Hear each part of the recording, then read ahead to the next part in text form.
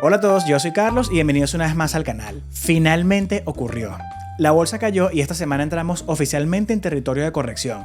La pregunta ahora es, ¿tocamos fondo o aún falta lo peor? Tenemos algunos datos para compartirles que nos darán un poco de perspectiva en cuanto a qué esperar sobre los tiempos que suelen durar periodos como estos, así como los rendimientos promedios de las últimas décadas. Por supuesto, compartiremos algunas opiniones, no solo sobre las caídas, sino también sobre qué hacer en momentos como este. Y quédate atento al video porque hay dos aprendizajes que sí o sí nos gustaría que se llevaran. Para refrescar un poco la memoria, una corrección, un pullback, un mercado bajista, un crash, todos esos son términos que los participantes del mercado usan para describir el posicionamiento del mercado. Dicho en otras palabras, es una manera para organizar la conversación y definir qué gorra nos tenemos que poner, si la gorra del optimismo o la del pesimismo. Lo que sí es cierto es que estos movimientos, incluso los bruscos, tanto a la alza como a la baja, son completamente normales y es la naturaleza del mercado de valores. Aunque no hay una regla oficial, usualmente se considera un pullback cuando un índice amplio como el S&P 500 o el Dow Jones, etc., cae entre un 5 y un 9% desde su punto más alto. Si cae entre un 10 y un 19% se considera una corrección, entre un 20 y un 40% un mercado bajista y más de 40% un crash. La semana pasada el S&P 500 cayó un 10.13% desde su punto más alto, lo que oficialmente nos posiciona en una corrección. Y aunque al momento de hacer este video hubo una ligera recuperación y ya no estamos en menos 10 sino en un menos 8%, aún seguimos en territorio de corrección y el mercado va a seguir usando ese término hasta que ocurra una de dos cosas. O que regresemos a un nuevo máximo histórico, es decir, que superemos el punto más alto de lo que vimos antes de la corrección, o que sigamos cayendo hasta un 20% o más, que nos posicionaría en un mercado bajista. Para referencia, el máximo histórico actual fue el 19 de febrero, y estamos hablando del S&P 500, ya que este es el índice de referencia. Dicho eso, a partir del punto donde estamos ahora, ¿nos quedaremos en territorio de corrección o seguiremos bajando hasta un mercado bajista? Y dado caso que nos quedemos en corrección, ¿cuánto tiempo puede pasar hasta ver un nuevo máximo histórico? Antes de contestar esas preguntas es importante entender cómo llegamos aquí en primer lugar, porque cambios en esos factores es lo que va a permitir que la bolsa siga subiendo. Esto lo conversamos en el video de hace como 2 semanas. En resumen, identificamos 5 factores que estaban en el ojo del mercado. Una situación de aranceles completamente incierta, una probabilidad alta de ver más inflación que consecuentemente deshabilitará a la Fed de bajar las tasas, una confianza del consumidor deteriorada y unos reportes de ganancia buenos pero no perfectos. Todo eso ocurriendo cuando la bolsa está cotizando a evaluaciones bastante exigentes. Mencionamos que para mantener los precios en la evaluación actual todo tenía que salir perfecto y el ambiente que estamos viviendo está muy lejos de permitir que todo sea perfecto. Bueno, de ese video para acá todo empeoró. Pero solo vamos a mencionar 3 cosas. Primero, la situación de los aranceles pasó de ser incierta a absolutamente impredecible y nadie ha podido cuantificar un resultado positivo. Hay muchas teorías, pero no hay nada concreto. Es decir, que hay mucha incertidumbre, lo cual es terrible para la bolsa. Segundo, es que lo que sí está cuantificado en casi todos los modelos de los expertos es que la inflación puede incrementar. Esto no solo no va a dejar que la Fed reduzca las tasas de interés, sino que potencialmente van a justificar la presión inflacionaria como una consecuencia de problemas en el lado de la demanda y no en el lado de la oferta, por lo que van a estar aún más renuentes en su política. Y esta discrepancia entre la política de lo que quiere Trump con la política de lo que quiere la Fed va a generar aún más incertidumbre. Y tercero, el mejor de los casos que tenemos hasta ahora es una teoría de que Trump está intentando inducir una recesión para obligar a la Fed a reducir las tasas y poder renovar la deuda estadounidense a un menor costo. Esto en teoría causaría dolor a corto plazo, pero un beneficio a largo plazo. Este es el mejor escenario hasta ahora. De ocurrir este mejor escenario, probablemente tendremos una recesión con inflación. Es decir, que llegaría el boogeyman o el coco de los economistas, la estanflación, en donde ni siquiera estamos seguros que una reducción en las tasas vaya a ser suficiente, por lo que se va a tener que volver a abrir la caja de herramientas de la Fed.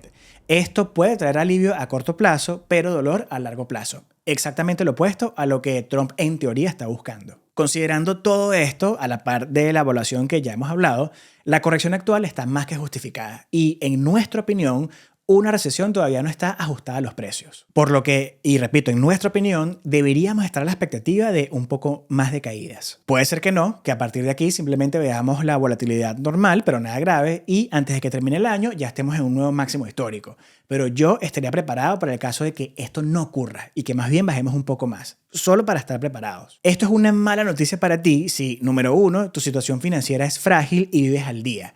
Si tienes deudas de consumo o deudas en general con intereses altos, probablemente estés en la situación menos favorable. Salir de esas deudas y organizar tu vida financiera tiene que ser tu prioridad a partir de ayer. Número 2, si no tienes un fondo de emergencia o fondo de seguridad, como lo quieras llamar. Si no tienes efectivo a tu disposición en caso de que pierdas tu trabajo o tengas alguna emergencia donde necesitas dinero para ya mismo, vas a querer evitar a toda costa acudir a tus inversiones porque probablemente vayas a vender en el peor momento. Sabemos, y esto lo sabemos de primera mano, que hay personas que tienen el 100% de su patrimonio en acciones y esto puede ser muy peligroso si se necesita acceder a efectivo.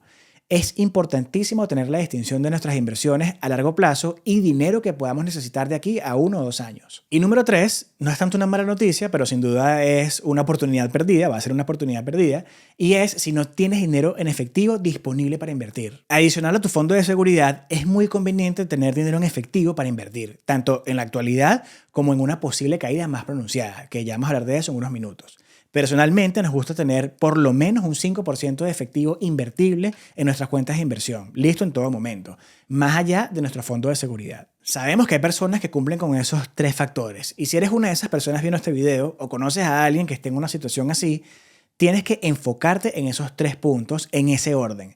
Salir de deudas con intereses elevados, armar un fondo de 3 a 6 meses de gastos esenciales y, por cierto, es efectivo tenerlo estacionado en una cuenta de ahorro de alto rendimiento, se me olvidó mencionar ese importantísimo punto, y disponer de efectivo mes a mes para poder invertir. Entonces, volviendo a la corrección, ya sabemos que el ambiente actual no es necesariamente optimista. A partir de este punto, ¿nos quedaremos en territorio de corrección o seguiremos bajando hasta un mercado bajista? ¿Y cuánto tiempo puede pasar hasta ver un nuevo máximo histórico? Según un artículo que Charles Schwab publicó hace 2 días, desde 1974 ha habido 27 correcciones, incluyendo la corrección que estamos viviendo ahora. Y de esas 27, solo 6 se convirtieron en mercados bajistas. Esto puede ser un dato para consolar a las personas que apenas están comenzando y están experimentando por primera vez una caída del 10%. Pues ya saben que en las últimas 27 correcciones, 21 de ellas no solo no bajaron a mercados bajistas, sino que terminaron el año en un mercado alcista. Es decir, que una recuperación suele ocurrir apenas meses después de una corrección. En otro artículo publicado recientemente por Fidelity, podemos ver que el promedio de las mayores caídas desde 1980 es de 13.5%. Es decir, que actualmente ni siquiera hemos llegado al promedio de las correcciones. Ahora, en el mismo periodo, el promedio de los rallies más fuertes ha sido de 26.9%, lo que da un promedio de retorno anual de 13.3%. Rallies es como le dicen a la recuperación de una caída, y le dicen rally porque suele ser una subida agresiva. Es lenta, pero es agresiva. ¿Qué nos dice esto? Que en caídas como las que estamos viendo y que probablemente sigamos viendo en las próximas semanas o meses, es donde se pueden producir los mejores rendimientos. Por lo que permanecer invertidos es clave y mejor aún, seguir invirtiendo. En ese mismo artículo de Fidelity hicieron una gráfica bien interesante donde muestran la caída más grande de cada año, que son estos puntos rojos, el rally más fuerte, que son estos puntos verdes oscuros, y cómo terminó cada año, que son las barras. Lo que quisiéramos resaltar aquí, y es uno de esos 2 puntos que le dijimos al comienzo que quisiéramos que se lleven del video de hoy, es que nos fijemos que el año nunca termina en el punto más alto o más bajo que se vivió ese mismo año. ¿Por qué esto es importante? Porque normalmente cuando se calcula el rendimiento de cada año, se considera desde el punto donde comenzó el primer día de enero hasta el punto donde terminó el último día de diciembre. Y aunque esta es una forma prudente de analizar los retornos en el historial, no es necesariamente real cuando se analiza el rendimiento a los inversores, porque aquí estaríamos asumiendo que se invirtió en un lump sum el primer día de enero y se vendió todo el último día de diciembre, cuando en realidad las personas suelen invertir más de una vez durante todo el año. Por lo general, la mayoría de personas comunes que invierten en la bolsa de valores invierten todos los meses, ya sea en su cuenta de retiro individual o más común aún a través de sus 401ks, por lo que están constantemente invirtiendo cantidades pequeñas y no una única cantidad grande el primer día de enero. Esas personas experimentaron las caídas, pero también se beneficiaron del rally agresivo. Y dependiendo del momento y la cantidad invertida, los rendimientos a final de año van a ser muy diferentes a lo que vemos cuando termina el año, que lo calculamos solo en estos 2 puntos, de enero a diciembre. La mayoría de la diferencia entre los rendimientos de cada persona lo van a determinar 2 cosas. Una ya la dijimos, que es el momento en el que se invirtió, y otra es si se mantuvieron invertidos. Por la parte del momento en que se invirtió, claramente la idea es invertir en el fondo, eso es lo que todo el mundo quiere, pero lo cierto o la realidad es que invertir justo en el mero fondo va a ser más suerte que habilidad, porque nadie sabe nunca hasta qué punto va a bajar antes de que comience a subir. Por ejemplo, vamos a usar al S&P 500 ya que es el índice que estamos usando para medir la caída. Digamos que por cualquier motivo invertiste el jueves, que fue el día oficial que entramos en corrección. Ese día ni tú ni nadie podía saber si al día siguiente iba a caer más o iba a rebotar. No fue sino hasta el día siguiente que rebotó cuando supiste que habías invertido en el punto más bajo. Claramente, lo único inconveniente aquí es que te va a tocar esperar hasta la semana siguiente y la semana siguiente y la siguiente y la siguiente sin que lleguemos a un punto más bajo y que efectivamente lleguemos a un nuevo máximo histórico para que puedas decir con seguridad que compraste en el punto más bajo. Aunque lo que suele terminar pasando en momentos como este, y si no lo has aprendido lo vas a aprender, es que la bolsa sigue cayendo y el dip que ya compraste ya no es el dip del mercado, hay uno más bajo. Estar encerrados en ese pensamiento de querer capturar el punto más bajo del mercado no te va a dejar ver que en realidad cualquier día de la semana pasada fue un buen momento, porque 6 meses atrás, que el mercado no dejaba de llegar a un máximo histórico, estabas lamentándote que no habías invertido. Y hoy estás justo en ese mismo punto de hace 6 meses atrás. De una forma bastante literal, el mercado te está dando la oportunidad de invertir cuando pensabas que se te había ido el tren. Esta es la forma en que deberíamos ver las caídas. Es como si retrocediéramos en el tiempo a un punto donde nos estaba matando no poder haber invertido o no poder haber invertido más. Y ojo, siempre manteniendo la expectativa de que no vamos a saber hasta qué punto va a bajar y puede bajar. Eso es paz mental. Como ya dijimos hace unos minutos y en decenas de videos a este punto, la idea no es solo mantenerse invertido, sino seguir invirtiendo. El famoso comprar el dip suele interpretarse como una compra de un solo dip, pero en la práctica significa comprar la caída, es decir, comprar todos los dips posibles. Ahora, en 21 de las últimas 27 correcciones solo fueron correcciones, pero una pequeñísima minoría de esas correcciones, las caídas siguieron hasta entrar en un mercado bajista, o al menos hasta un menos 20% desde su punto más alto. Estos periodos son muy pesados, son muy lentos, son muy poco placenteros, pero son muy lucrativos para quienes pueden soportarlos y tienen la capacidad emocional y financiera de invertir aún más. En estos periodos, como dice el gran Peter Lynch, lo gana no el que tiene el cerebro más grande, sino el que tiene el estómago más fuerte.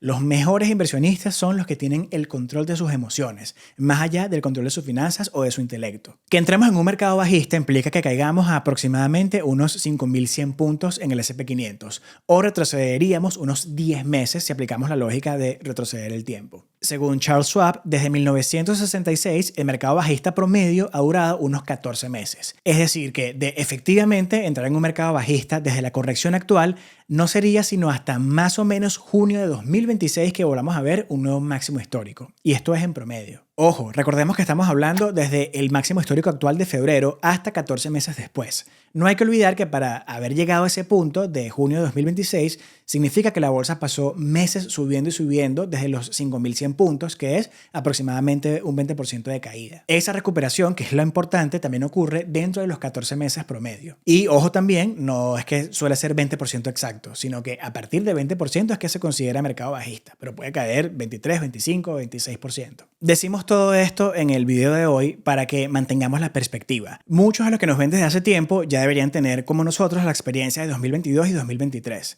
En aquel momento, más de un experto cantó el fin del mundo, pero no solo nos recuperamos, sino que experimentamos un mega rally que, por cierto, es el que estuvimos hasta el día de hoy. Y creemos que esa es la parte más importante de todo este tema y lo segundo que quisiéramos que se lleven de este video. Y es que los mercados alcistas no solo suelen ser periodos más largos, durando unos 63 meses en promedio versus 14 meses de un mercado bajista, sino que también suelen tener rendimientos mucho más elevados que las caídas, con un 182% en promedio versus menos 36%. Esto quiere decir que incluso invirtiendo en el peor momento, es decir, en el máximo histórico justo antes de una caída de menos 36% en promedio, si no se hubiera hecho más nada que esperar, se habría terminado con un 126% antes del siguiente mercado bajista. Y esto ni siquiera es invirtiendo más, sino simplemente manteniéndose invertido. Si aparte de mantenernos invertidos, seguimos invirtiendo, estaríamos exponiendo cada dólar a ese 56% restante entre 126% por mantenernos invertidos y el 182% que es la ganancia desde el fondo del mercado hasta el punto del máximo histórico del mercado alcista. De ejemplos como este es que viene la famosa frase de Lynch que dice que se ha perdido más dinero intentando evitar las caídas que en las mismas caídas. O la de Buffett que dice que el mercado de valores está diseñado para transferir dinero del impaciente al paciente. O la de John Bogle cuando dijo que en sus 50 años de experiencia invirtiendo nunca conoció a nadie que haya cronometrado el mercado de forma consistente. Ni siquiera conoció a alguien que conoció a alguien que lo haya hecho. O la de Morgan Housel que dice que el mayor riesgo no es la volatilidad, sino quedarse fuera del mercado cuando este sube. Completamente cierto. O la de Endeudados que dice, ten un fondo de seguridad, sigue un presupuesto y vive por debajo de tus posibilidades, invierte como si fuera una obligación y disfruta del viaje que te va a convertir en una mejor versión de ti. Así que la lección para estos momentos sigue siendo la misma de toda la vida. Si estás invirtiendo de forma diversificada en fondos indexados de bajo costo o en empresas de gran calidad y tu horizonte de tiempo es de al menos una década, estos no suelen ser momentos para entrar en pánico, sino para aprovechar oportunidades. Esperamos que te haya gustado este video y de ser así no te olvides de dejarnos tu like, tu comentario y considera suscribirte al canal si aún no lo has hecho. Bye.